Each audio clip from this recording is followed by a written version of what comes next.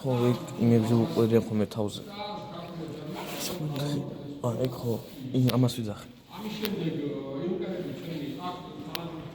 მახვილები. ეს ქართული დამახვილებია რა. ასეთი ხმები გქონდა?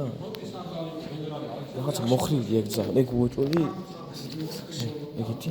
მე ასეთი რაღაც. ეს აქედან უფრო რაღაცა